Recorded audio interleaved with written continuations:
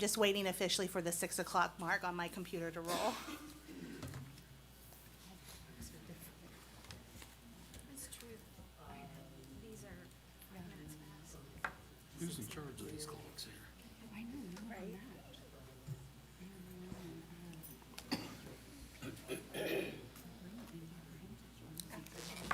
Yeah. Make it early? Good for anything else. Welcome this evening. I'd like to call the December 15th meeting of the Vigo County School Corporation Board of Trustees to order. If we can all rise to say the Pledge of Allegiance and remain standing for a moment of silence. I pledge allegiance to the flag of the United States of America and to the republic for which it stands, one nation, under God, indivisible, with liberty and justice for all.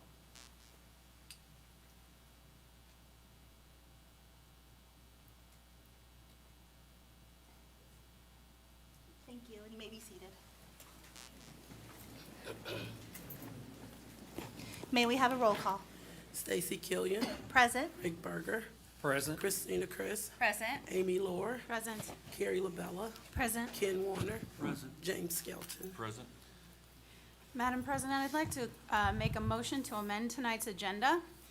The motion would be to move the resolution to partner with Vigo County from the consent agenda to a new business item, and to remove the annual evaluation from new business, postponing it to January. I'll second. We have a motion and a second on the agenda. Are there any discussions or questions from the board? Seeing none. All those in favor signify by saying aye with the amended agenda. Aye. Any opposed or abstain? Thank you. Moving on, we have a great evening with some of our students here this evening that we'd like to celebrate and highlight. To start off the evening, we have our Terre Haute South flag football team and Coach Lucas Utterback, joined by Athletic Director Ed Jarvis. Please come on up. And I'll just warn everyone that we will ask you to pose for a photo after everything is done, so please don't sneak out on us. Anyone can come up. Yeah, come on up. The kids. Ladies, come on up. Ladies, you can come on up. Yes, this is your moment. If you're wearing a red sweatshirt, come up. Yes.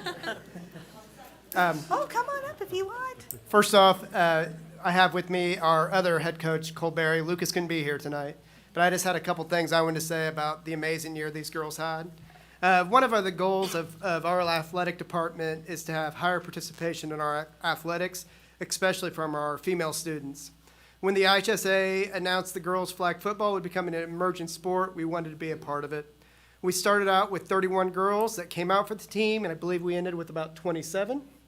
Our team consisted of several multi-sport athletes. We had softball players, basketball, track and field, soccer, and wrestlers who made up our roster. We even had a student who came out with a background in theater who had never played a sport before. We had some members who had never been a part of a group. We had some people that had never been a part of a team. And at Terre Haute South, they found flag football as something they wanted to be a part of. That's what makes this team so special, so many different backgrounds who came together for a common goal. Behind the leadership of Coach Berry and Coach Utterback, students from all these different backgrounds came together, trusted each other, won a sectional championship, and advanced to the state finals. In my 7th year as an athletic director, the day they won 3 games to win a sectional championship was one of my favorite memories, and I think anybody that was there that day would say it was really, really cool. It was awesome. I think this team is an example of what makes South so special. It is common for all of our schools to be formed, or all of our teams to be formed with athletes from different backgrounds and dynamics. They're led by teachers and coaches who care about these kids and want to see them succeed. The Braves had an amazing first season. We will return the majority of our roster next year with the goal of not just making the state finals, but winning a state title. Right now, we have several elementary and middle school girls who cannot wait to be a part of this team, and it's very exciting. So thank you to our Board of Trustees and administration for always supporting Terre Haute South Athletics, and always go Braves. Thank you, guys.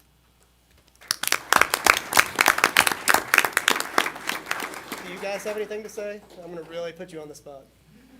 Now, don't be shy. Come on, you got something to say. Who is our theater? Is she here this evening? Our theater person? No, okay. She was the absolute best highlight of the year when she scored her touchdown in Sullivan, am I right? I mean, you've never seen, she didn't know what to do. She was really confused on what to do, there, how to celebrate it.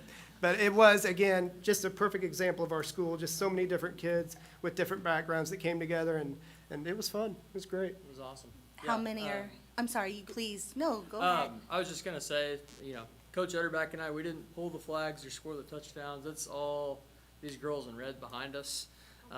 They they did it all. We just gave them a nice platform to, be expressive and to where they can, go out and compete, and obviously they went out and did that. So super proud from a coaching standpoint of these young ladies. Couldn't ask for anything more.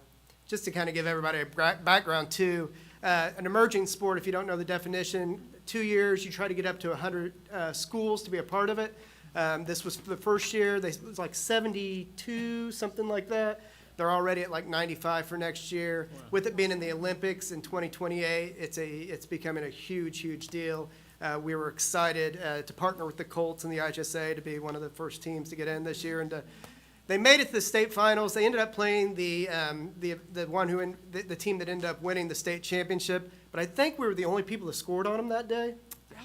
I mean, Penn was good. Penn was real good. So, but the goal next year is to get past them and everybody else and win the title. So that's hopefully Okay, it'll happen. so 8 of you, I'm gonna put you on the spot. One word that describes the year. Start here, move down. One word. Unexpected. Okay? Progress. Nice. Amazing. Okay. An adventure. Okay. Trust. Different. Thank you for representing us. How, Proud of all how of you. many are is it a wide variety of classes? I mean, is it junior, seniors only? Is it freshman through senior? We're all sophomores accepted. I was just gonna ask how many are, Sophomores was probably our biggest class, but we had a little bit of everything. How many seniors did we end up having? No, it's like 7 or 8. Yeah, we ended up having about seven seniors, I believe. So. and how many are coming back next year? Are you coming back next year? Yeah? This is great, this is great. Congratulations, ladies, guys congratulations, again. coaches. Yeah. Anything else from the board? Ladies, do you want to say anything other than your one word? You are welcome. Right. Yeah. Take that microphone. Yeah, I don't have to sit here. Come on up, ladies. If you can just make eye contact with us, we're not too scared. Do I have to say essay? Go ahead. Don't worry, I was a math teacher, not a speech teacher, so you're not gonna get graded. You can pick it up. Play some football. Yeah. Yeah.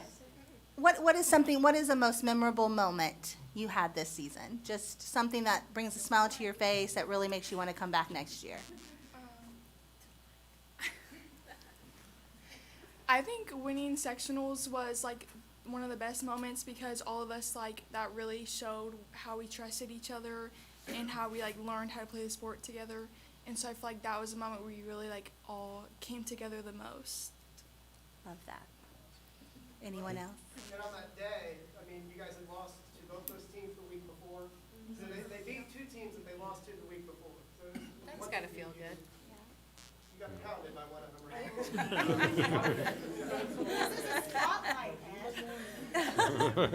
I mean, I can share your energy right now is making me nostalgic for, it's been a while since I've been in high school playing sports, but gosh, your energy right now makes me miss. I'm thinking about all my past, teammates from what I played in high school and just how much I miss that. And you guys, just this energy coming off of you, you seem to have this connection. And, I mean, you're laughing. I know there's inside jokes going on up here. So it's infectious. So, I mean, share away. Like Katie said, it's a spotlight. Anyone else? She doesn't want to be the only one that spoke.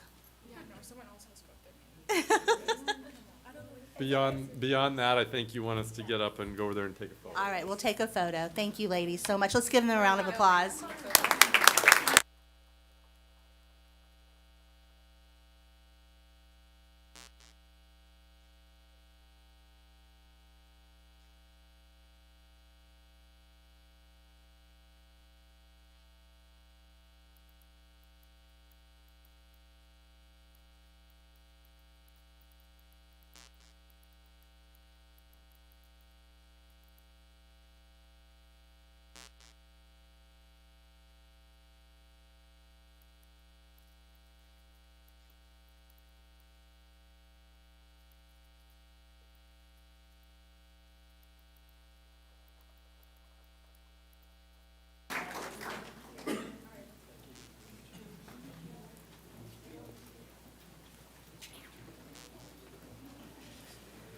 Well, I just want to thank everyone for showing up for that. I know at this time, students and parents and loved ones are here. If you would like to remain for the remainder of our meeting, you're welcome to do so, but there is no judgment if you need to sneak out and attend to your other evening commitments.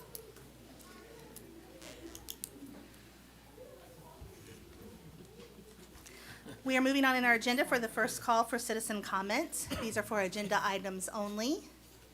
And we do not have any at this time, but I want to give a moment if anyone that showed up a little late would like to do that, sign up. Seeing none, we will move on to our consent agenda. I'll make a motion to approve the consent agenda as presented. I second. We have a motion and a second for our consent agenda. Are there any questions or comments from the board? Seeing none, all those in favor signify by saying aye. Aye. Opposed, same sign. Or abstain. Thank you. Moving on to new business. The personnel report and professional leave request is being presented this evening by Donna Wilson. Welcome. President Killian, members of the board, Dr. Himsel, on behalf of Mr. Cox, I present tonight the personnel report and professional leave request for your approval. I'll move to approve the personnel report and the professional leave request. Second that. We have a motion and a second on the personnel report and professional leave request. Are there any are there any questions or comments from the board? Seeing none, all those in favor signify by saying aye. Aye. Opposed or abstain? Thank you. Next is the November-December accounts payable docket. Mrs. Donna Wilson. The Board Finance Committee met last Thursday evening to review the accounts payable dockets that are included in tonight's board packet. There was an interim docket as well as a docket for tonight. Several items were pulled, and I'd like to go over those. Duncan's Supply, $18,721.12. That was $15,400.30 for 2 freezers for Farrington Grove Elementary School. That was paid from the school lunch fund, and $3,320.82 for miscellaneous parts and repairs to building equipment that was paid from the operations fund maintenance and materials budget. Solution Tree LLC, $5,383. That's conference registrations for 7 building and central office administrators to attend the Professional Learning Communities Conference that was recently held. Solution Tree is a teaching and student learning company that offers training and services for educators, specifically in the area of professional learning communities, or PLCs. PLCs are a part of our high reliability school improvement model, found most prevalent in level 1. This conference allowed our curriculum assistant principals to focus on the PLCs at work concept and take a deep dive on the needs within their building and grow professionally to complement the HRS model. Attendees were able to dial in on the most important aspects of the PLCs within their school and focus on areas to prioritize as they work towards accreditation in level 1 of HRS. That was paid from the Recon grant at West Vigo High School and the Education Fund professional development grants for the other administrators. Acorn Distributors, Inc., $28,338.86. That's $345 for repairs of floor scrubbers and $27,993.80 for custodial products such as cleaning and sanitizing products, trash can liners, soap, toilet paper, and paper towels, to replenish the warehouse inventory. As you know, we run a stockroom warehouse out at the general services facility, and that's to replenish that, paid from the operations fund stockroom budget. Escola LLC, $217,747.06. That was pay application number 3 on the replacement of the Lost Creek roof. This item was put out for bid earlier this year and is paid from 2024 GO bond proceeds.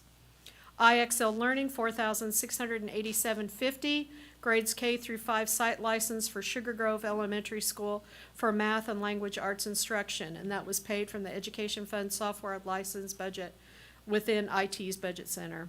And finally, Capital One Public Funding, LLC, $176,918.92. That was the semi-annual repayment on the Hoosier Prairie Elementary School Energy Savings Project that was done several years ago. That was paid from the Operations Fund budget. If you have any other questions, I'd be happy to answer them at this time. If not, please accept the accounts payable docket for your approval this evening. I'll move approval of the November, December accounts payable docket. I second. We have a motion and a second for the accounts payable docket for November, December. Are there any questions or comments from the board? I'll just share, I was able to fill in for this committee, the finance committee that met last week, and it is always a pleasure to see the work that you and your team do, Donna. I appreciate you very, very much, and that is one of our meetings that is open to the public at any time that we meet, for you to come and observe the work of the board and to see our questions answered in real time. And I just look forward to that continued transparency and appreciate the work you and your team do. Thank you very much. Seeing no other questions or comments, we have a motion and a second. All those in favor signify by saying aye. Aye. Opposed or abstain? Thank you. Moving on to the permission to accept donation and construct storage building, Mr. Clayton Creason. Welcome this evening.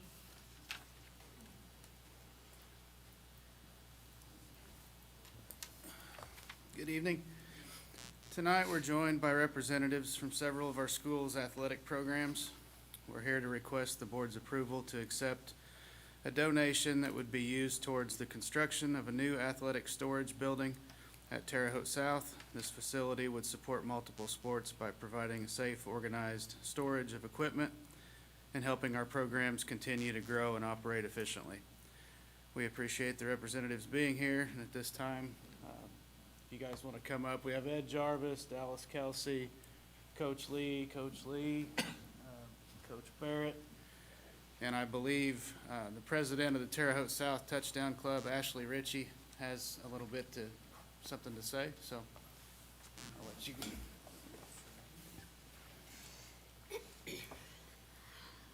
Good evening, members of the board. I'm Ashley Ritchie, president of the Terre Haute South Touchdown Club.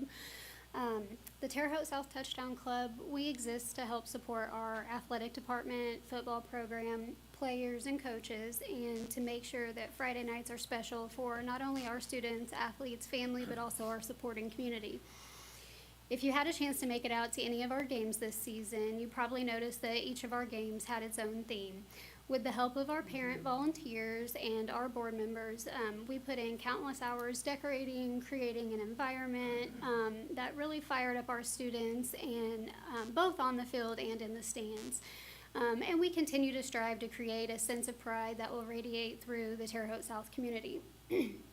Beyond the excitement of game day, we've been working alongside our coaching staff to help improve our facilities, making improvements to locker room, nutrition center, and our equipment room.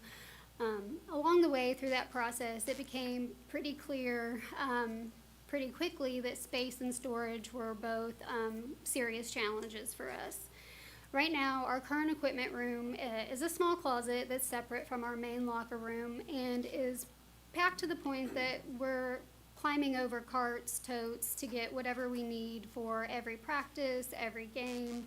And then we also have a shed at our practice field which holds outdoor practice gear, equipment, golf carts and such, also completely full.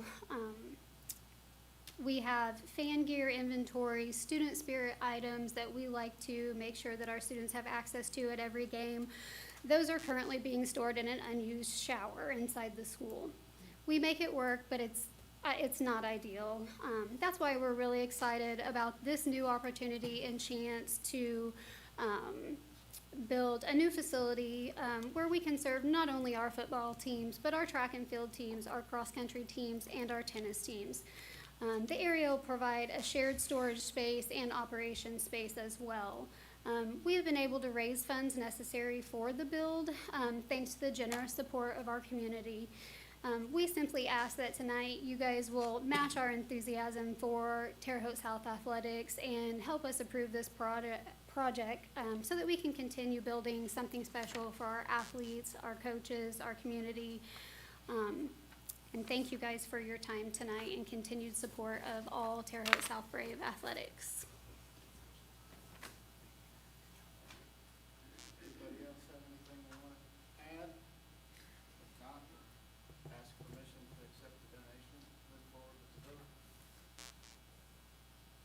I'll make a motion to accept the donation and construct the storage building. Second. We have a motion and a second to accept the donation and construct the storage building at Terre Haute South. Are there any questions or comments from the board? It's more of a comment than a question, but whoever came up with the football team's mulch fundraiser, it's my favorite thing ever, so. I had a couple of questions probably for you, Mr. Creason. So would you say that we have storage needs at all of our high school facilities? We do. Yeah? And, You want to come up to the microphone? We have viewers who are watching at home. okay. Thank you.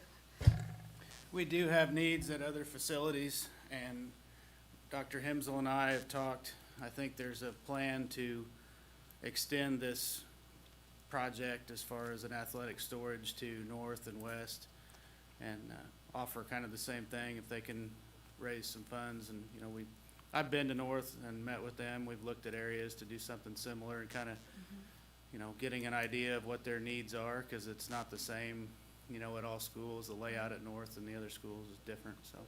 But yeah, there's a need across the board. And then just a kind of a follow-up, just it's out there, our facility plan is out there with North and South. Our plans to move away from them being high school facilities to middle school facilities. Right. With the construction of this storage building, I just want to make sure, is that needed and could be utilized as for middle school Absolutely. athletics as well? Yes. Yep. Great, thank you. Appreciate everything you all do for our kids. I mean, it's fantastic you come out tonight. I appreciate everything you do. Appreciate what you guys do. We're trying. Seeing, Thank you. thank you. Seeing no other questions or comments from board members, we do have a motion and a second to accept the donation for the storage building. All those in favor signify by saying aye. Aye. Aye. Opposed or abstain? Thank you. Thank you for all your work. Thank Thank you. you. Look at that sweater. Moving on to our 1031 Brown Avenue resolution with Dr. John Newport wearing a curriculum. Fam. Oh, fam, and there are faces on the elves. These are our curriculum team. Oh, where's the rest of our team wearing? Yeah, there they Oh, are. that's a picture right there. I think they got the picture taken They already earlier did today. it. Yeah. Welcome this evening. Good evening. Earlier this year, a resolution was passed authorizing the administration to seek information for the purchase of the property located at 1031 South Brown Avenue. In your board packet this evening, you'll find a purchase agreement and resolution authorizing the administration to close on the purchase of the property at 1031 South Brown Avenue. The owner of the property is interested in selling to the Vigo County School Corporation and contacted the district in August to inquire about the process to sell the property. After answering her questions, the administration engaged with legal representation at Church, Hiddle, and Atrum to advise through the process in accordance with Indiana statutes for school districts to acquire property. The process included 2 appraisals by companies trained as an appraiser and licensed as a broker under Indiana Code 25-34.1 to obtain appraisal of the fair market value.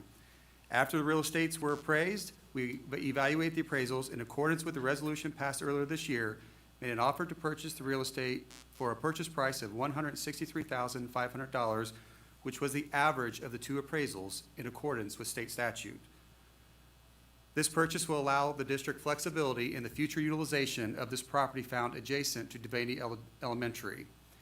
Based on our legal team's advisement on the process for acquisition of property, receiving 2 appraisals for the property owner's agreement to the purchase price, and the flexibility to work with the property as needed for the future of Devaney Elementary in accordance with our building plan, the administration is recommending approval of the resolution and purchase agreement in your board packet, which authorizes the administration to execute the closing documents and complete the purchase of the property.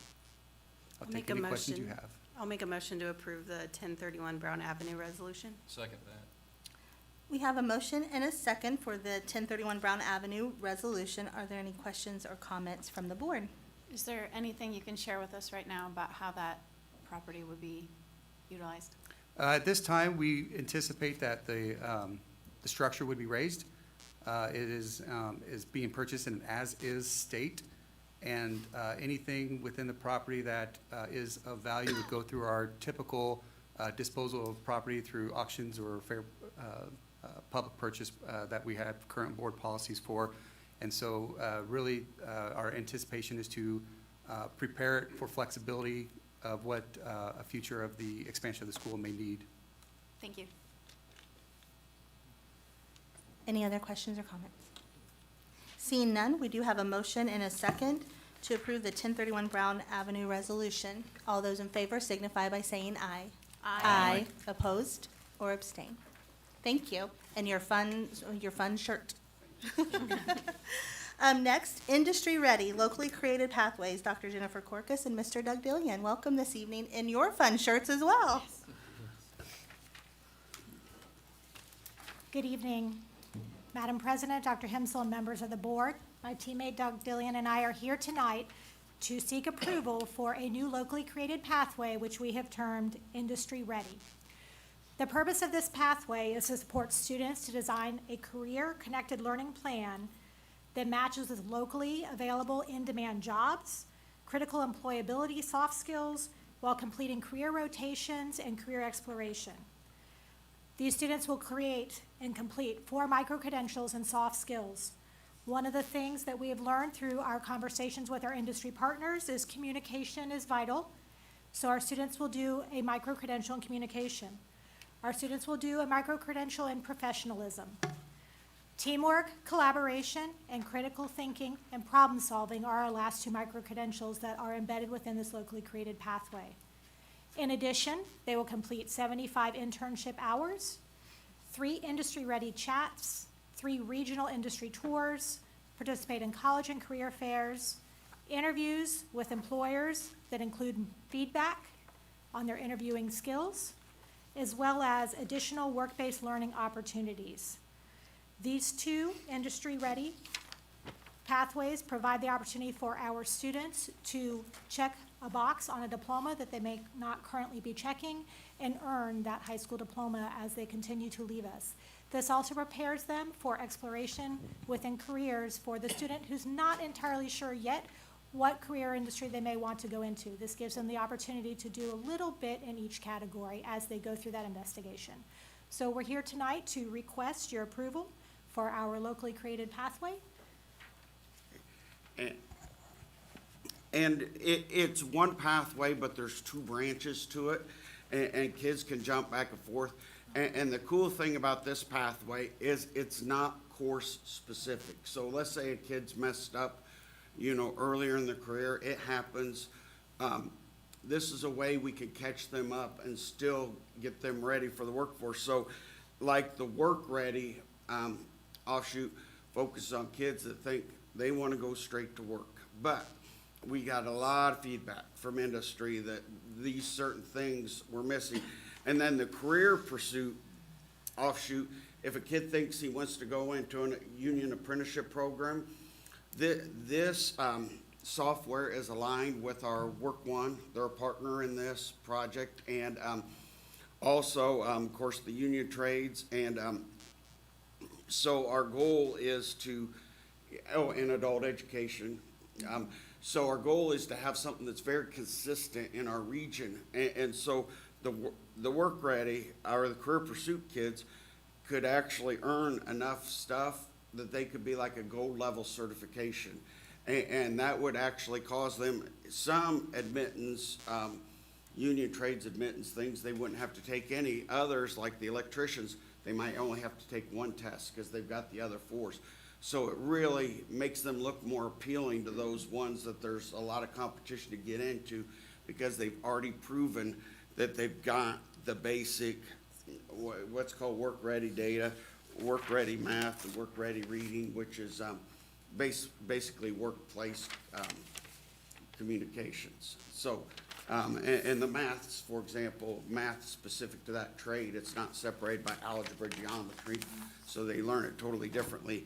And this has all the support pieces. And one of the other cool things is we're going to be able to be on the Work One license and adult ed license, so it's not going to cost us anything. So it's pretty exciting. It will help fill a gap that we have currently. So Now we can answer any questions. Sorry about that. So how many do we? Wait, we need a motion. Oh, Sorry. yeah. I was about to make it. I'll make a motion to approve the industry-ready, locally created pathway. I'll second. We have a motion and a second to approve the industry-ready pathways. Are there any questions or comments from the board? Mr. Berger? Yeah. How many people or students do we expect to start off here with? Looking at our initial number, we're looking at about 50 currently sitting in our junior class that could take advantage of this opportunity. We do have some students in our senior class currently that if they really buckled down hard, could pull it off, but it would be difficult, but it does exist. And are there other schools in the Wabash Valley doing this? Not yet. This is based on what's called Career Plus, locally created pathway, which is actually Lafayette and Tippecanoe County. Yeah. And the reason we didn't go with the Career Plus version is because it was not what our WIB was using, it wasn't what our adult ed was using, plus they had a cost per student fee. So we decided, after meeting with all the groups, we decided we wanted to stay aligned. The curriculum's virtually identical. Okay, thank you. I have two questions, bear with me. The first one, could you explain how the soft skills are being earned and validated? Is that an Ivy Tech micro-credential, or like who is providing the micro-credential? So, the EFF and I, nationally equipped for the future. So these micro-credentials are national micro-credentials. They're not unique to Indiana. So the EFF, they bring industry together nationally and work on identifying changes and updates and things. And then like our union trades, they get input on things they see are common challenges for youth. And so then the micro-credentials change. So a kid that earns these micro-credentials could turn around and walk over to Illinois. And like the NCRC, which is the National Career Readiness one that works with the union trades, they could walk over into Illinois, and like Marathon utilizes National Career Readiness. So they would already have a hand up when they're applying. So it's validated at the federal level. Okay, and my second question is, I assume that this is in alignment with like the employability seals and the new diploma requirements. Can you just give the public an overview of how we are making that work for our students? So by this additional pathway, this gives us an opportunity for students who currently within those seals are missing a box under that employability or the employability honors. So this gives them an additional opportunity. One of the ways to earn that pathway, because instead of focusing just on one particular industry or one particular skill, now this particular pathway allows them to touch multiple ones. So it's just another option for them instead of a specialization, which is what we're currently doing. And employability's became a big deal. It's a part of every career pathway now, and we're evolving to where our work-based learning program uses some pieces of this. It's just, they're using it, those kids don't need it to meet a requirement, they're using it straight as an educational resource, and then if like a welding student knows they want to go to the plumbers and steel fitters, I know those teachers will actually have extra tutoring sessions with Work One people so they can get the NCRC out of the way while they're still in high school, because that lets them start 6 months earlier. So this is mainly to catch those kids that have gaps and maybe struggled the first couple of years, and lets them still meet the new state employability skills requirement. Sorry, I'm getting tongue-tied. Does that answer your question? Yes, thank you. And just for clarification, this is available for students to start taking advantage of now? Well, Or what is that timeline? In the paragraph, we have applied to the state, and we are waiting on a response, and we sent, I don't know, there's several. This is pending approval from the state, because we haven't, there's been a delay on getting that part done.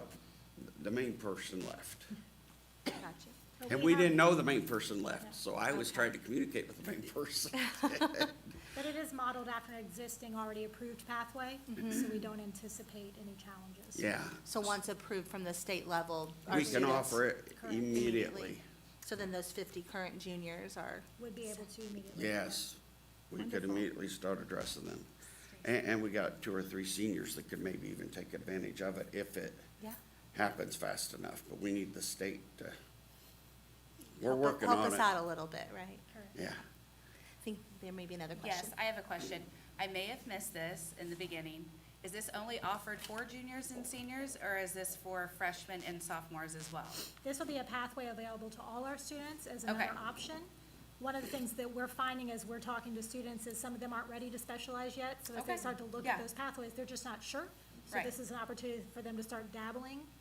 They could complete our pathway or they could jump into one of the other ones. Yeah, and they may complete this, they may earn an NCRC certification and then decide, hey, I really like the welding, I wanna go to plumbers and steam fitters. And then they focus on the welding their junior and senior year. Cause all of our pathways can be completely completed within 2 years. Any other questions or comments? Seeing none, we do have a motion and a second to approve the industry-ready, locally created pathway. All those in favor signify by saying aye. Aye. Opposed or abstain? Thank you both so much. Thank you. Next, we have grants from Dr. Caitlin Lieberman. Welcome this evening.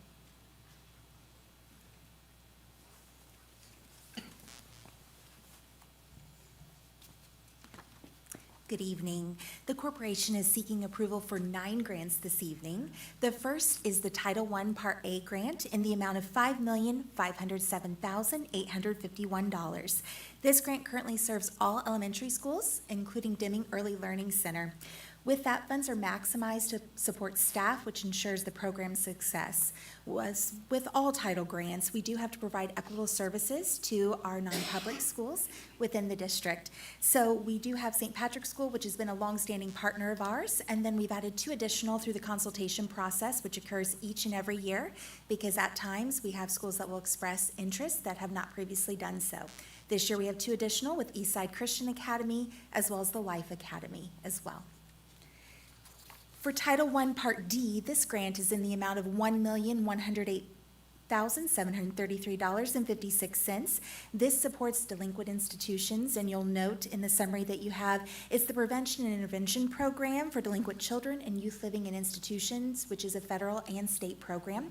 With that, we support Jabal Children's Services, which is also Holy Cross School, the Vigo County Homes for Children, and the Vigo County Juvenile Justice Center. It also provides an opportunity to support at-risk students in our corporation as well.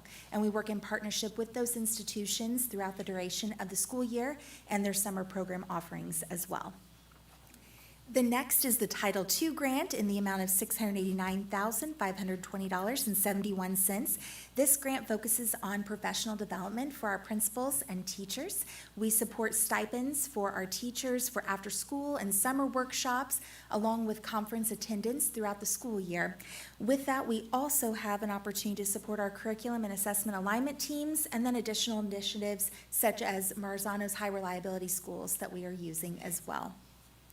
With that, please note that we also have those equitable services, and you'll see that on each of the grants this evening and our partnerships there. So the 3 I previously mentioned, and then Jabal is eligible for this as well, along with, you'll see in Title IV too. The next is Title III in the amount of $31,476. This grant is to support language instruction for our English learners and professional development for teachers, as well as any resources both to utilize in the school environment as well as to share with families to use at home. And Janet Brosmer provides support as the grant administrator for this particular grant. And with that, we see Holy Cross, Jabal again, and then St. Pat's with their applicable student populations. If they do not have students eligible to serve, the equitable share, of course, decreases as well.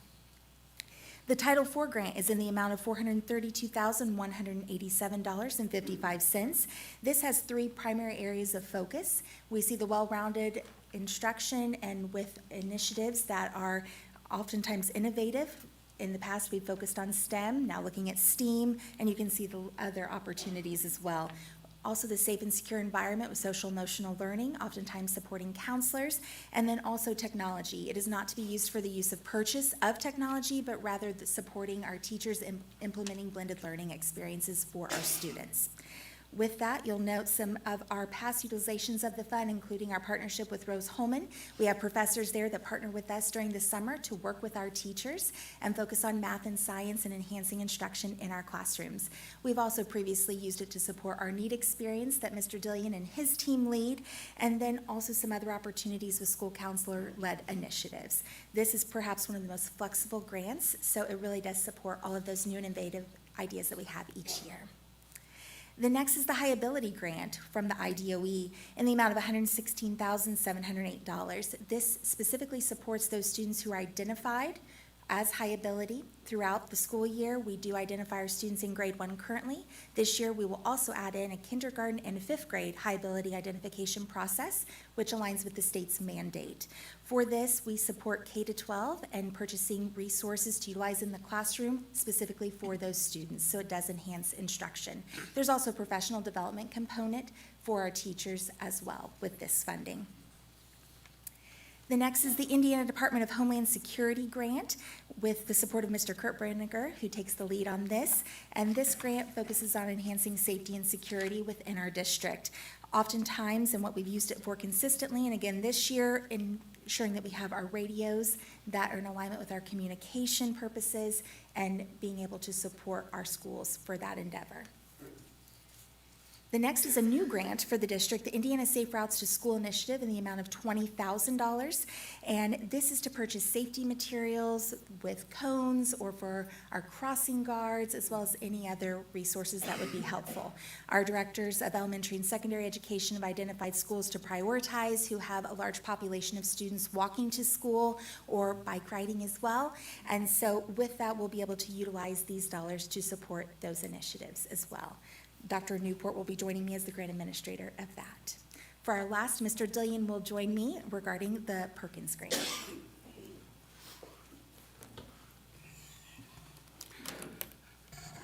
The final grant is the Carl D. Perkins grant. It's a formula-based grant,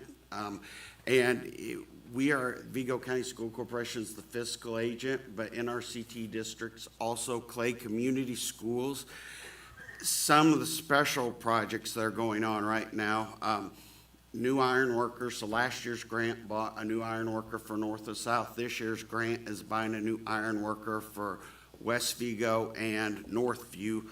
And then we are working on doing some renovation with the help of Clayton's team over at West Vigo. And so this has purchased all the welders for that. This also is helping support the startup of Aviation Academy, including paying a portion of the teacher's salary this first year as we're getting it up and running. And it is supporting starting criminal justice over at Northview with the plan of eventually bringing it here also. And so this grant lets us do new things and implement it without it being a strain on our budget. And I'd be glad to answer any questions you might have. I'd like to move approval of the grants as presented this evening. I'll second. We have a motion and a second for the grants as presented. Are there any questions or comments from the board? I have one. Just want to make a note, all the title funding and the Perkins, those are federal grants, and it is very late in the year to be approving that. Maybe this is a question Dr. Hemsel could weigh in on as well. How much of a delay have we experienced in receiving those funds? I'd be pleased to speak to that. Specifically today, we just received Title I Part A approval. I spoke with our specialist. Right now, the IDOE is experiencing an influx in changes with their staff. And so we're very pleased that we have the most senior specialist currently paired with us, focusing on Title I Part A and Part D. Part A is the most significant grant that the district holds, as you note, with the amount. And so with that, I did receive a call from him because the challenges they're experiencing, they have a second reviewer for their process. That second reviewer formerly only worked on weekends. It was a consultant. Now it is shifted back and they're doing it within their own team. And so it's another member of their team that's reviewing that grant, and then they are currently without a director to approve. So they've been managing that process. So July 1 is when we were able to start the application, or I should say submit the application. Today is the date we receive that Title I Part A. Titles 2 and 4 are grants that are 27-month essentially grants, and so they overlap. So right now, this year's grant is written for next year's implementation. So with that, we've received these allocations, we've submitted the grant applications, et cetera. We'll start leveraging those funds later next year. So those delays are at the state level. I was also kind of implying if you could give us an estimation of how long we've waited because of federal issues Well, with disbursements. To speak to last school year, I think it was more than a year before we finally received approval for the Title I. So it's been a struggle. And so what happens when we have delays that significant in those Well, kinds of funding? All of these are reimbursement, so therefore we have to use our cash balance to expend things, and then we cannot get reimbursed until after it is formally approved, which is the reason why it's important for us to carry a cash balance, because it was a very frustrating year a year ago. Yeah. And I imagine there are school districts that don't have a cash balance. Correct. Correct. And this is not just us alone. I was on a call today. There is a group of approximately 150 to 200 individuals throughout the district, or throughout the state, I should say, that collaborate once per month, and it's focused specifically on grants. And so the sentiment was shared by all that we're all experiencing the delays. We are pleased, though. Last year, we didn't receive the Title I Part A again till much later in the year, so to have it in December, we're quite pleased with that. Yeah. If you recall, I don't think we got the approval until August, even though the application process opened up the previous July. In a typical year, when would that have come through? Back in the day, it was usually a 2 to 3 month process. So typically, you see it just before curious. programming started. And I so- don't want to belabor the point. I just wanted to highlight part of the issues that are going on, because school funding is complicated, and it's complicated more Yep. by delays like that. So, Yes. thank you. Mrs. Lohr, we did receive approval on Perkins. It's a 2-year grant cycle, so we had the approval the year before. I just messed up and didn't run it back through. So No, it- that it wasn't was not. It was important. not anything the state did. I messed that up. No, that was not. I was Yeah. just trying to highlight some of the issues that happened with that. No blame I just assigned. didn't want to unfairly throw water at someone. No. Turn your sweater back. Well, I think For the other 8, We can have say full that. confidence in our central office team. Well, I think too, you're getting to the point that with the healthy cash balance that we have that other corporations do not have, it's a testament to our administrative team, the hard work that we go to make sure we can fund what we're providing for our students. And we appreciate the work you guys do and to keep us on track to do that. So thank you so much. Are there any other questions or comments? We do have a motion and a second to approve the federal and state grants received this evening. All those in favor signify by saying aye. Aye. Aye. Opposed or abstain? Thank you. Next on the agenda, this is the amended portion where we have the resolution to partner with Vigo County. Are we presenting that this evening, or? That's a really good question, because this is all new. Basically, what this is we have not formally ran through our school board the opportunity for us to pass a resolution that says that we are willing to do the partnership. And so the commissioners have worked on this with Joe Etling. We had Churchill and Antrim worked with this, as well as Kristen McCullen. And we have, I think, everything worked out to where if we approve the resolution tonight, I believe the commissioners are going to take this up tomorrow so that we can formalize the fact that, yes, we are working on a partnership. Commissioner Klinkenberg, is there anything you'd like to say, or are we good? Thank you, thank you. Good, no, please. I will move approval of the resolution to partner with Vigo County. I second. We have a motion and a second to approve the resolution to partner with Vigo County. Are there any questions or comments from the board? Just a comment. Commissioner Klinkenbeard, thanks for everything you're doing for the kids in our community. Thank you. Echo that. Exceedingly grateful for everything that's been done to work together. I think it's unique in the state that we have the opportunity to do this in the first place. I'm so grateful that we're moving forward on it, and just really look forward to the collaboration. Seeing no other questions or comments, we do have a motion and a second to approve the resolution to partner with Vigo County. All those in favor signify by saying aye. Aye. Opposed or abstain? Thank you. That concludes our new business. We are moving on to comments and correspondence section of our agenda. We have the second call for citizen comments. I do not have anyone signed up at this time, but I'll give you that moment to do so if you'd like to speak. Seeing no movement, we will move on to information from our superintendent. Yeah, and before I get started, we have a couple of individuals back here who have just arrived.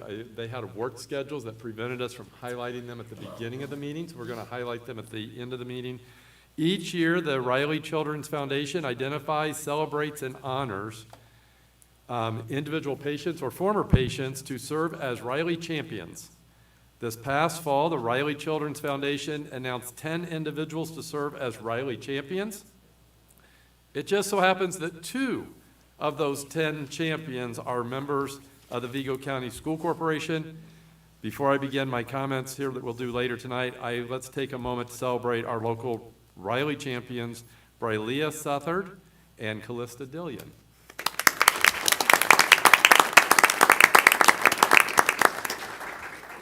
Welcome, ladies. Is there anything you'd like to share with us before we get started? I mean, I have some talking points here, but I know you've received them as well. But this is your time to shine and share whatever you would like. But maybe just to start, your name, school, and the grade that you are in at the moment. I'm Callista Dillion, and I'm a senior at Terre Haute South. I'm Briley Southard, and I'm a junior at Terre Haute North. Wonderful. So, okay, I'm just going to go through these. If you guys aren't going to take, is that okay? Yeah. Okay. I have on here, tell us a little bit about your background, kind of your story, and maybe your personal experience with Riley's Children's Hospital. Okay. I was diagnosed with an autoimmune disease when I was 5 years old. I went to Riley, and they treated me there. But that part I don't really remember much just because I was so little. But a big thing I remember is the Riley wagons. That's kind of their staple there. And after I kind of left going there, and I still go there for remission and stuff like that, but I'm more of the fundraising side now. I donated a wagon in 3rd grade. That was my first really big donation. And I've done Buzzy Bees, books for lending libraries. I started a dance marathon at South. I can talk about that later, but I think you'll be back for that later in yeah. the year, right? Okay. You can go. So I was in a car accident December 20th of 2023. My entire family, we were taken to Union, and then 4 out of the 6 of us that were in that van, we were lifelined to Indy hospitals. Me and my little brother, we were both taken to Riley. He was only there for 3 days, but I spent 513 days there. I had a torn aorta, and they expected to amputate me from the hip down, and my PT, my therapist, Abby Dunlap, she advocated for me, and she basically told them, like, let's give her legs a chance, so that's why I have my legs today. I also had shredded intestines, so that's what kept me there most of the time that I was there. I had 27 surgeries while I was there. My last surgery that repaired my intestines was April 17th, and I came home May 16th. I recall some very emotional stories talking with your parents. Wow, yeah. We're so glad you're sitting here today, Yes, both of you. thank you so much for being here. And I know the emotions are probably higher coming up on the anniversary of what started it all just for you. Okay. Okay, I'm just going to go by what's next. So after your personal experiences, why did you decide to apply or join the Riley Champions program, and maybe share a little bit about the program with us? Yeah, so I think it's more like we got nominated by our peers and by our friends and family. This program is showing and letting us share our experiences with our peers, just so like at Dance Marathon or when we're getting donations, our peers know what we're donating to. And I think it shows the strength that's in our community of all of us coming together. So I was actually nominated by one of my PICU nurses, Shakila Rogers, and what's even more special is her son is actually a 2025 Riley champion. She saw me and my family through my worst time. She was there when I was basically laying on my deathbed, and she braided my hair to keep it from getting matted, so since I couldn't move around. But basically, Riley Champions were Riley patients nominated from basically anyone. I was nominated by a nurse, and we are basically we are recognized for our courage and our strength, and we share our stories to basically just show the donors what their donations are going towards and how it can lead to more success stories like ours. Well, I thank you for being here and sharing this part, and I'm so proud that we have 2 champions from North and South. Ladies, thank you for what you're doing, and I can just see great things in your future sharing this story and just sitting up here in front of us sharing, but also those at home, and as you continue that work to give people just an insight a little bit of what Riley has to offer. So Callista, you have been involved with the Dance Marathon, even bringing it back to South, and you're raising an impressive amount of money last year. So can you talk about the work that went into it and why it's so important to bring it to Terre Haute South? Yeah, so when I was younger and I went to ISU's state dance marathon, I knew from then that I wanted to do it at South, and I actually didn't know South had one, but it kind of dwindled down, so I knew I wanted to restart it. At the end of my freshman year, that's when I brought it to my principal, and she was all hands on deck for it, and it's a lot of work. I think the hardest part was getting my peers and my friends to kind of grasp what it was all about. And I have a really good school group of people that we're allowed to meet every day or every week in SRT.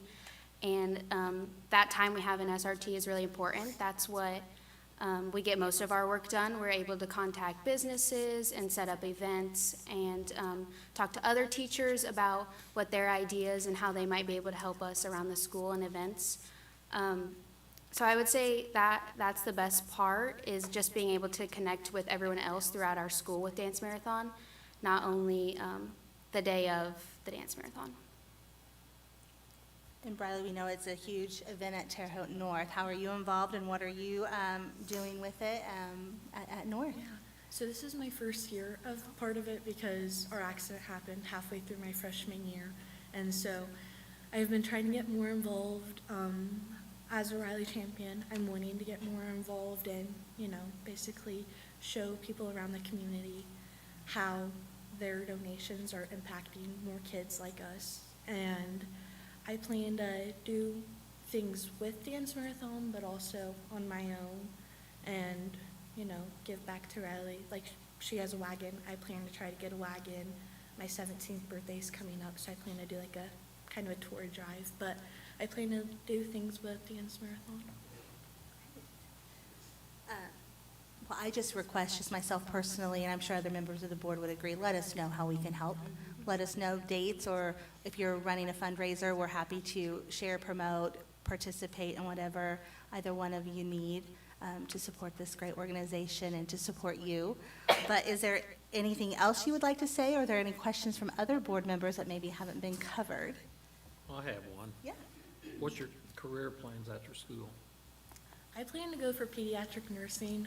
My entire family, they're all teachers. They all work at Ben Franklin, but I had always kind of wanted to stay on that path. But being able to go into, I never wanted to set foot in a hospital, but after being there and seeing the compassion and the heart that the nurses have for the patients, the moment they walk into that room, the way they advocate and the love that they put into their job has just made me want to be, like, just seeing it has made me just like realize that they touch so many lives, and I want to be able to show those kids that they can do it, because I've been in their shoes before, and I want them to know to just keep on fighting. And yours? I'm kind of like her. All my family is teachers, but also kind of like her. So I want to be in cosmetology just because I like helping people. I want everyone to feel good about themselves. So. I love that. Your energy is amazing. Anything else from the board? Thank you. My guess is that Katie, again, is over there holding the I know. camera. I have not had chills like this in a very long time listening to both of you. You're very well articulated in your stories and so impactful. Please continue to speak and share your experiences. You're going to impact so many, and I love the career paths you're both taking and just the energy and love that you give this organization to our students here. So thank you both so much. We knew of both these girls before they became Riley champions. This is just one more amazing thing that they're doing. And it is significant to think about the fact that 20% of the Riley champions are in this community. That's amazing. Thank you. Let's give them a round of applause. We are going to embarrass you and take a photo. Forgot about the photo. I know.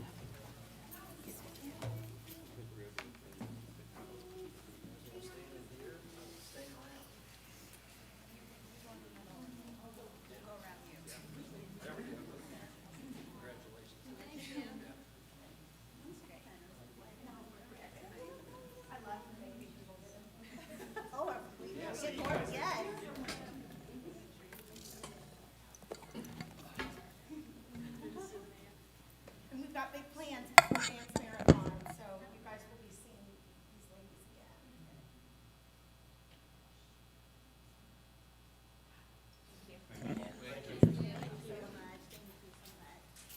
I'm sorry, Kevin.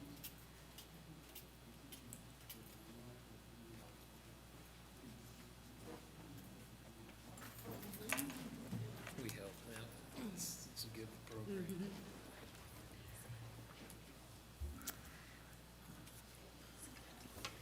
What a wonderful presentation to end our evening with students again. But we do have some comments from our superintendent and board members, so we are moving on to Dr. Himsel. Yeah, and I do apologize, this is long, so if those of you want to leave, you're welcome to do so. You're not going to offend me. 45 minutes. Hang in there. We haven't had before I begin, obviously we've had a rough start to our winter season. I believe it was recently announced that we had the most snow in the month of November that we've had in the last 60 years. We are hopeful that we are simply getting our share of winter weather earlier in the season, and that this means that the rest of the winter will be milder. However, I would like to take this time to thank the county, city, and state road crews. They've worked tirelessly to help each of us safely navigate the local roadways.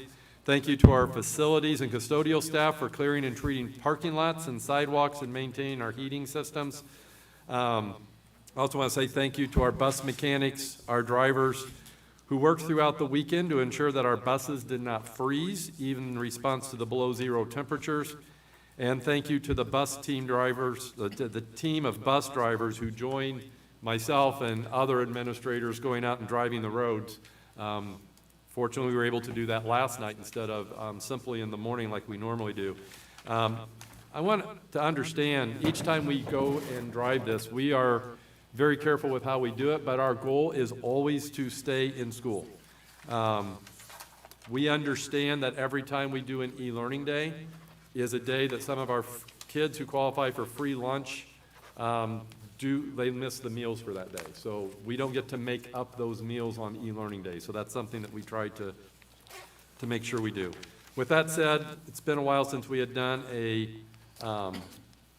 update on where we were with some different progress, and so if you can bear with me, we will give an update on what's happened in the past year. I'd like to take this time to update on where we've gone. A year ago, we established goals to implement the High Reliability Schools Framework for Continuous School Improvement, create curriculum and assessment alignment teams, and implement a system for continuous review of our curriculum and local assessments. Continue making progress towards increasing teacher pay and make it more competitive with other districts with whom we compete for teacher candidates. Complete the facility study and begin implementing short and long-term goals for modernizing our facilities in a manner that each child throughout the district will have access to up-to-date learning and modernized learning environments. Implement Parent Square communication and website software. Complete the process of updating previous Neola-based board-approved policies with policies that have been vetted and recommended by our new legal counsel, Church, Hiddle, and Antrim. Build a foundation to expand partnerships with our local universities. And build a foundation for creating a systemic process for engaging teachers in continuous professional learning. So as it relates to implementing the HRS framework for continuous school improvement, we completed the foundational training for all of our administrators last June. In August, we began training each school improvement team throughout the district in the HRS framework, and we transitioned to using the HRS framework as our framework for completing school improvement plans now. By the end of the 2030-2031 school year, we have challenged our schools to achieve the HRS certification in each of the first 3 levels of the framework. So that's about 2 years per level if we stay on track there. At this point, we have several schools that are on target to begin the certification process for level 1 of the framework. In fact, Caitlin and I and Dr. Newport and I have started having conversations with Marzano about what that looks like and how that process goes. And we have some of them that could possibly apply as early as this spring. As a reminder, the focus of level 1 is on creating the conditions for learning by developing professional learning communities and creating safe and welcoming schools focused on meeting the needs of each learner. As a reminder, level 2 of the HRS framework is focused on having an effective teacher in every classroom. That includes a system for professional development, as well as a robust evaluation system. And level 3 is focused on providing access to a guaranteed and viable curriculum, regardless of which school a child may attend. In addition to building level changes that have been implemented to improve the conditions of learning, I also wanted to share 3 examples of changes that, in practice, that we've implemented at the district level to help meet the needs of our students.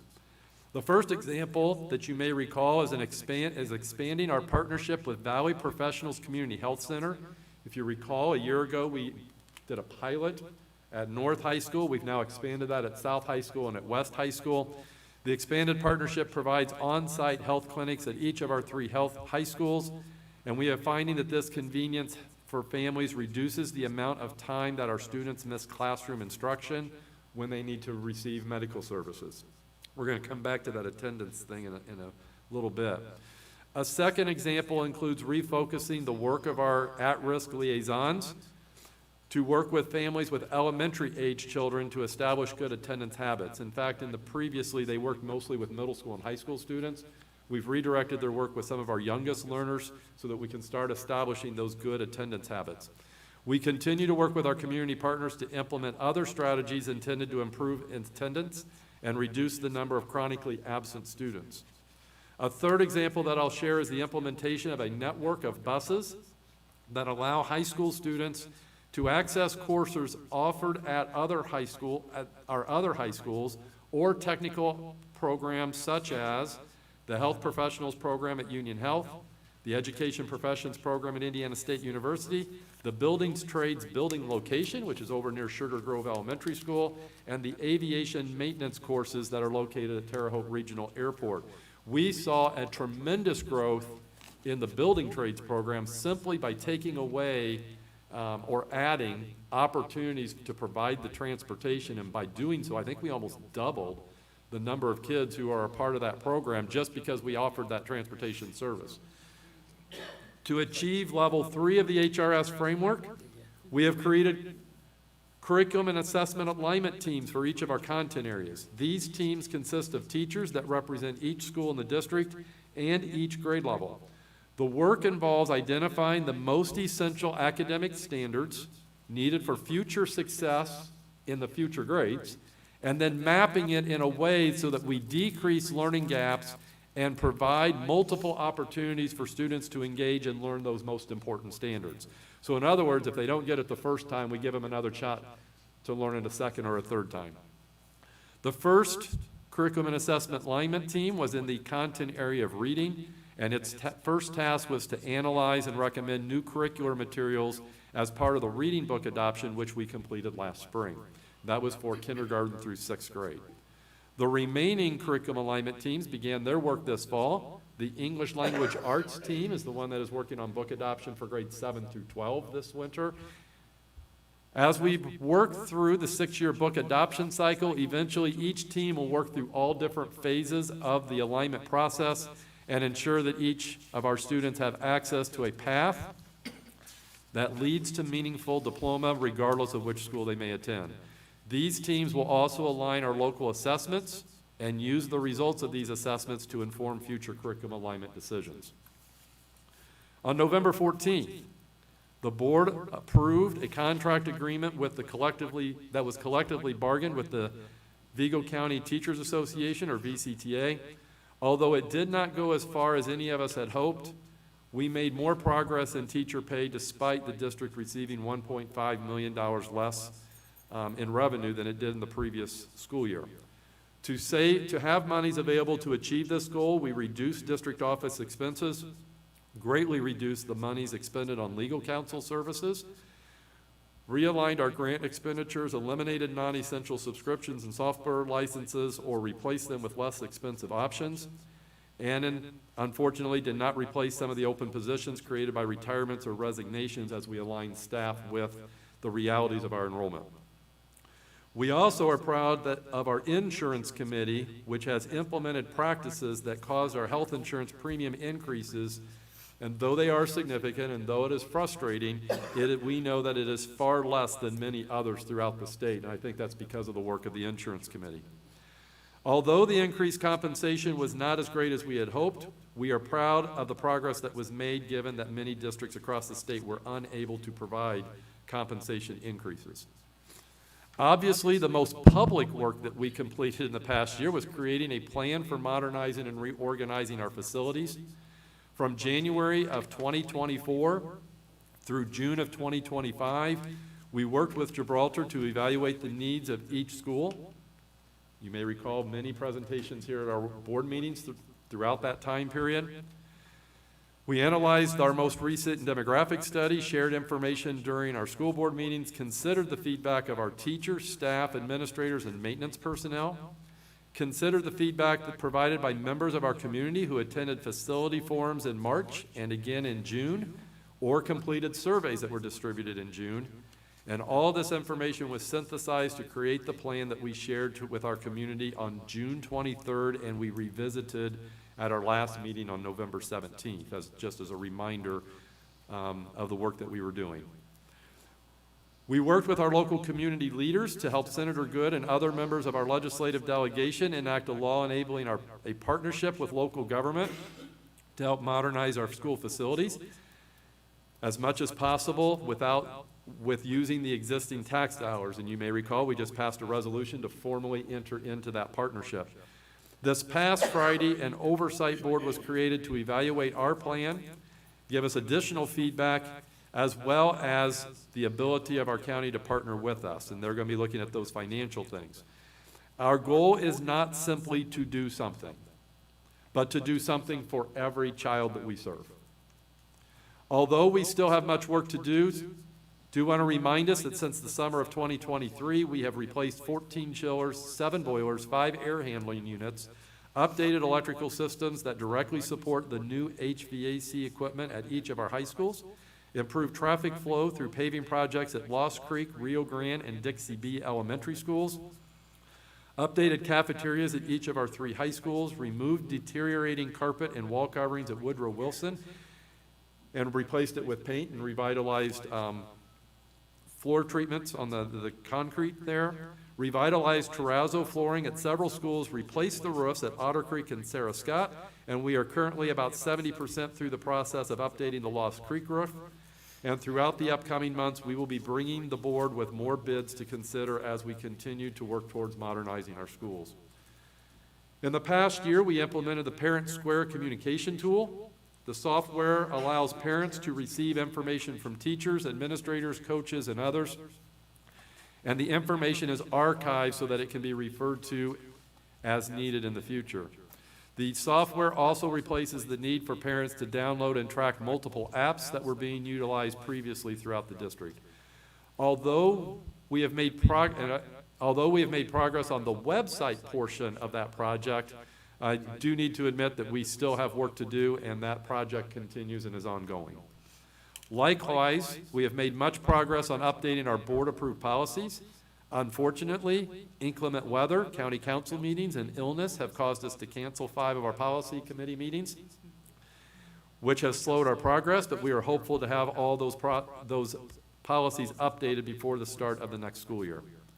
Not only have we built a foundation for expanding partnerships with our university partners, but we have actually expanded those partnerships. With Ivy Tech Community College, we are preparing for our second summer learning opportunity that expands upon the NEAT experience, which we call TechQuest. TechQuest provides students who completed 7th grade and are preparing to enter 8th grade with an opportunity to engage in hands-on learning experiences that help them better understand the career pathway options that we provide our high school students. We purposely time it at that time because they fill out their first high school schedule during their 8th grade year. One student after the program was quoted as saying, "I know it was learning, but it didn't seem like it because it was fun." We are also partnered with Ivy Tech Community College to create a work-based internship program, not for our students, but for our employees, particularly our educational assistants. The opportunities can lead to an associate's degree in elementary education, an increase in pay, and a path to enter a bachelor's degree program that can lead to a teaching license. Not only are we helping our education assistants gain more expertise in working with our students, we're also helping the profession by helping give a pathway for more people to become licensed to be teachers. Although our current partner for the bachelor's degree program is WGU, we are in the process of expanding that partnership to also include Indiana State University. We also have some exciting opportunities being discussed that may expand our partnerships with Rose-Hulman Institute of Technology and St. Mary of the Woods College. To increase professional expertise and achieve the HRS Level 2, we have created a number of opportunities for our employees. We have already mentioned that we are partnering with Ivy Tech to provide additional training for our education assistants. We created a Drive a Bus event to help recruit bus drivers, and we also offer the opportunity for them to get their training for that CDL here in our district. We also partnered with the Health Navigator Program and the New Teacher Center to create a pilot program for teacher induction that provides professional development specifically for beginning teachers, and that pilot involves beginning teachers at Franklin Elementary School. Additionally, in our collective bargaining agreement with VCTA, we created a mechanism to provide additional pay for teachers who complete locally created credentials for earning National Board certification by the National Board for Professional Teaching Standards. We are excited to partner with VCTA to create these locally created credentials as a way of enhancing the professional experience of our teachers. We are also hopeful that these locally created credentials will lead to more partnership opportunities with Indiana State University or other local university partners so that we can ultimately increase the number of teachers earning a master's degree and certification to teach dual credit classes. The recent series of Science of Reading training opportunities that have been provided over the past couple of summers provide us a framework to expand these opportunities to other areas of teaching. For example, integrating technology and artificial intelligence into the classroom, building the foundation for the science of mathematics, working with multilingual and exceptional learners, etc., could be some ideas that we'll be working with the VCTA to create.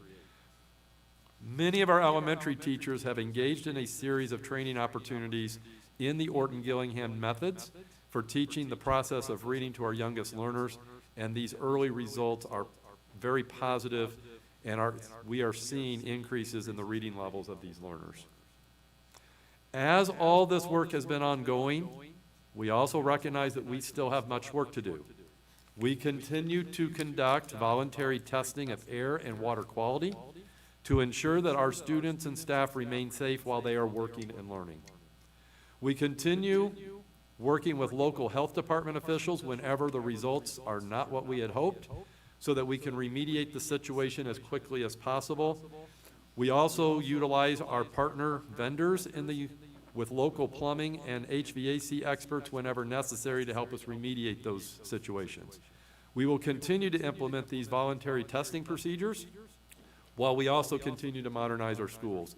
We are hopeful that eventually these tests no longer become a required need, But in the short term, they will continue to be a necessity as we want to make sure that we keep the learning environment safe for our students and staff. We are proud of the work of our food service workers who have developed a tremendous record of great reports from the health department inspections, which are reported by each of our local news media outlets each week, and you will typically find that our schools are among frequently with the no citations. That doesn't mean we're not perfect. Every once in a while we've had one, but we are frequently in the no citations portion of those reports. We are also proud of the work completed by our bus mechanics who continue to maintain an exceptional record with our bus inspections that go through on a regular basis by Indiana State Police. Likewise, I think last year all we had was like 2 light bulbs that we needed to get replaced. All other aspects of our buses were in great shape. Likewise, our business office continues earning clean biennial audit reports from State Board of Accounts. In fact, our most recent biennial report was reported to be among the cleanest in our district's history. Our focus continues to be on shifting from a district level perspective to meeting the needs of our students and redirecting our resources to the schools while building on their capacity to enhance learning and create the conditions for learning. We continue to have, we know that the road to success is always under construction, but we want to take some time to celebrate in the past year. We increased our district-wide iRead scores by over 4%. It's too early to determine if that's a trend or a one-off, but we are hopeful that this is a trend. When graduation rate data is released in the next few weeks, we expect our graduation rates to continue an upward trend.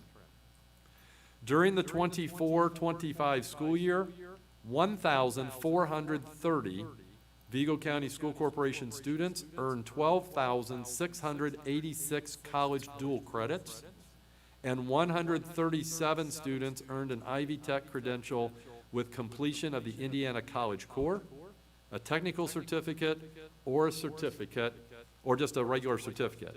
And all 137 of them were eligible to participate in the Ivy Tech commencement ceremony before our actual high school ceremonies took place in June, which was a really cool thing to watch them walk in their cap and gown at Ivy Tech, and then see them again come back with their Ivy Tech cords when they went through our graduation ceremony.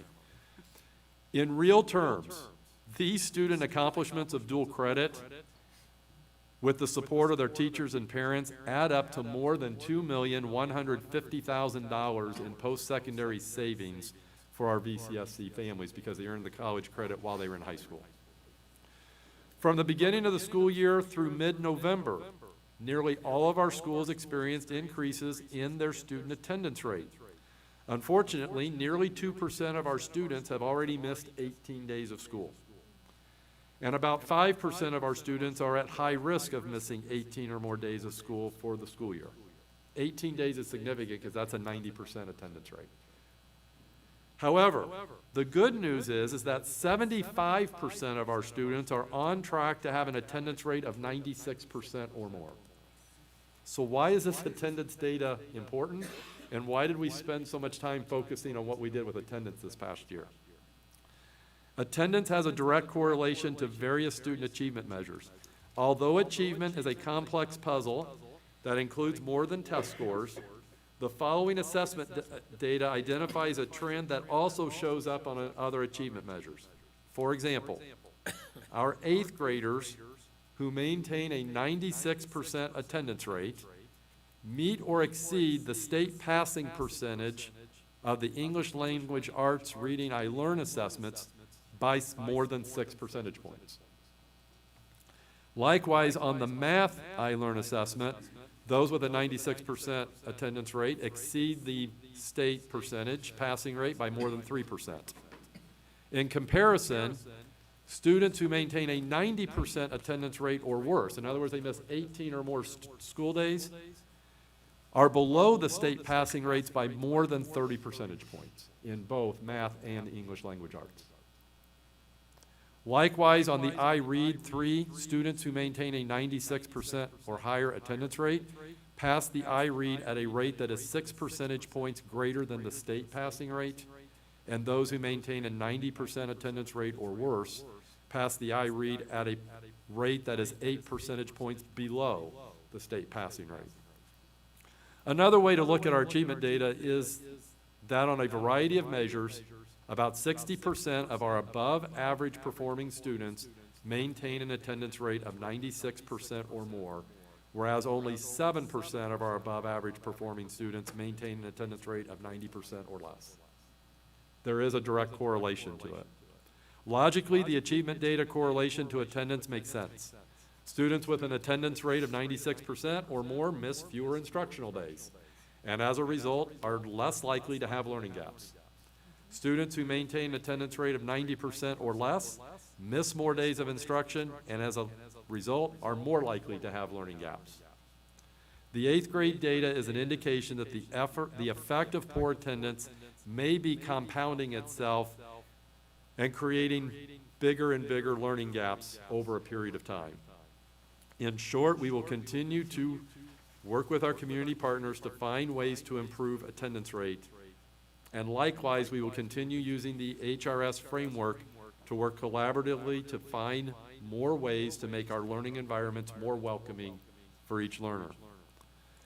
Additionally, in the past year, we implemented new graduation requirements that will apply to the class of 2029, which are current freshmen, made adjustments to course offerings and career pathways to accommodate these new graduation requirements, created more opportunities for kids by implementing a new career pathway in aviation maintenance, girls flag football, elementary robotics programs at schools that have the significant student interest, and we are implementing a pilot Project Lead the Way program at Fayette Elementary School. And along the way, North High School's basketball team earned a trip to the semi-state for the first time since 1999. The South High School marching band earned 4th place in the state, which is its highest placing in the school's history. The South High School academic teams earned overall grand champion last year. And the North High School softball team were regional champions. The West High School softball team were sectional champions, but lost in the regionals to the eventual state champion, and were actually ranked in the top 25 in the nation with their work last year. And the North High School baseball team were regional champs. And I would be remiss if I didn't mention that the South High School football team showed continuous improvement, especially since I know there's some people sitting there in the back.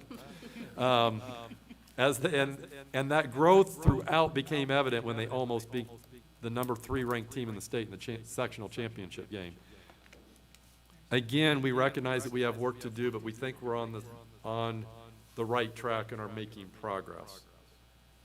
For the normal accolades, I want to congratulate Julie Latzenschlager, who was honored as the Principal of the Year for Region 8 at the elementary level at the recent Indiana Association of School Principals. We had numerous VCSC students that participated in the Indiana Band Masters Association All-Region Honor Band that was hosted at Woodrow Wilson Middle School recently.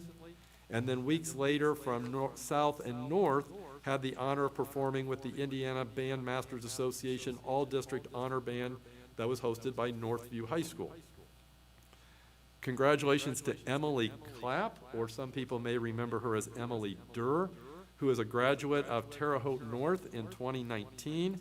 Emily and her trio, Deck of Hearts, will be on The Voice tonight. Just as we did with supported Richard Goodall, we hope that you are willing to vote for Deck of Hearts as part of The Voice. And the mic drop winner, they will also be taking the stage at the Rose Parade in January. Speaking of other VCSC grads, congratulations to South graduate Michael Natt, who visited his home state as he toured with Hamilton. We also shared on social media a video of Carlene Sackbun recorded of Michael, Carlene Sackbun recorded, of Michael delivering an impressive national anthem at the Indianapolis Colts game at the end of November. We also want to say thank you to the people at Miracle on 7th Street for hosting the weekend earlier this month. We were very heavily involved. I think we had 11 different groups that participated in the parade. A thank you to the administrators who spent time at Baszler's Market for the celebrity bagging event, especially all 3 of our high schools who competed in a contest to see who could raise the most money. Thanks to our students Miracle raised $3,500, nearly double what they have done in previous years. And congratulations to West Vigo, who won the pizza that was just that day for the celebrity baggie. And thank you to everyone who participated in the parade, as I already said. VCSC Transportation, once again, for the third year in a row, received praise from the judges, and I think we had most lights. Is that the official thing? The annual Coats for Kids for WTWO was delivered on Thursday, and our facilities team are currently busy delivering those coats to our schools so we can start distributing them here for the rest of this week. And lastly, congratulations to Rick Berger, who was recently honored by the Hospice of the Wabash Valley's 36th Annual Hospice Holiday Celebration. Rick was honored as this year's Chapman S. Root Award recipient, and I can say, on behalf of others sitting at this table, we enjoyed the evening, and congratulations, Rick.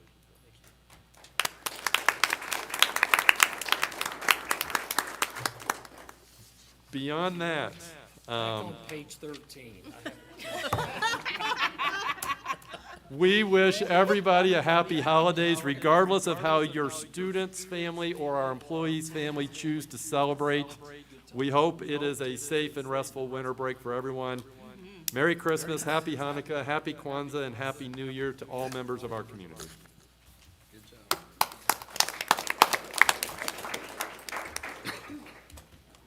There's a lot going on. We're proud of our work. Thank you, Dr. Himsel. At this time, is there any comments from board members? Don't look at me. I don't Okay, have I won't look anything. at you. I won't I look at have you. one really short update. Yes, please. The elementary robotics club that we talked about at the last meeting, they got word that they do qualify for semi-state. So this weekend, they are going to Vincennes to compete, and they are all very excited. And they were gonna be here to present, I believe, but we bumped it until they're done. Fantastic. Yes, we'll look forward to that. I think that's a highlight of every meeting when we have the students here, so.